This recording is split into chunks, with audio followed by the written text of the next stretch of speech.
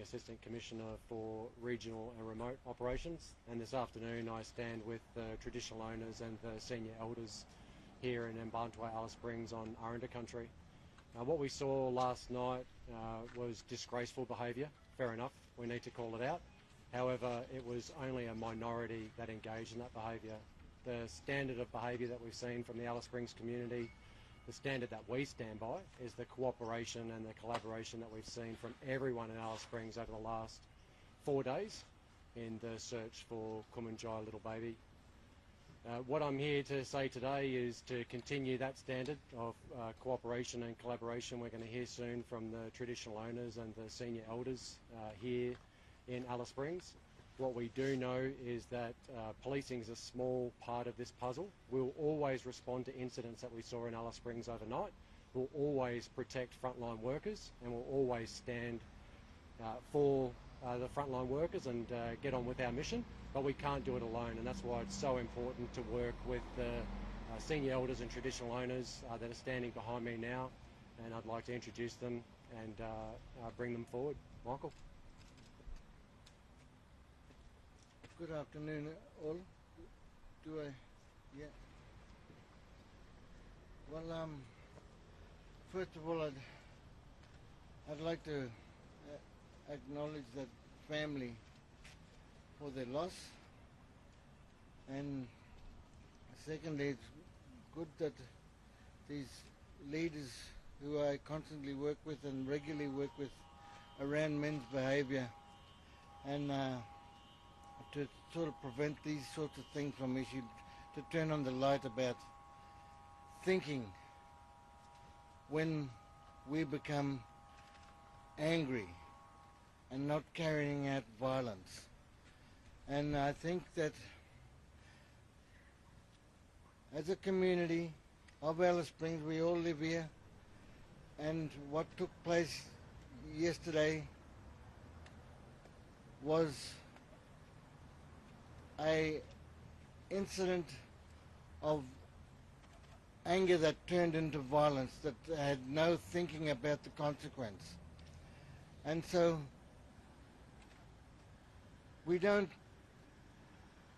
condone people from being angry. That's what these sorts of incidents happened. And all week, the community of Alice Springs come together, service providers, business owners, searching for a little lady, a little baby that was taken by a monster. And that hard work was undone last night by some people who were very angry with the systems, the same systems that create safety and less harm, keeping people safe in Alice Springs. Now, through that incident, we had police cars being damaged and ambulances car being damaged. And when you take those services out, well, we got a scenario of no rules, no laws, and then people become hurt.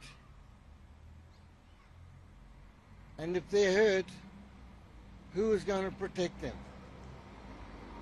It ain't the service providers, because they've been maimed, they've been hurt. And I'd just like to say that in regards to the ambulance service, 4 ambulances were taken off the road last night, and they were taken off, and the ambulance workers went on lockdown for 5 hours. So if you had a bleed out or you had a heart attack in that time, you couldn't call the ambulances. Now these are these consequences from the bad choices that were made to go and act out what took place at the hospital yesterday. And the community of Alice Springs dealt with that. When we woke up this morning, it looked like a cyclone had gone through the place. But what it was people's not thinking about consequences from their choices that they made. And somehow we need to let the family mourn, not create more sadness and angst in our minds and our souls. People are trying to get themselves up each morning, continually seeing and meeting people in shopping centres, in hospital clinics, down the street, where we all look sad and deprived of energy because of what's taken toll in Alice Springs over the previous week.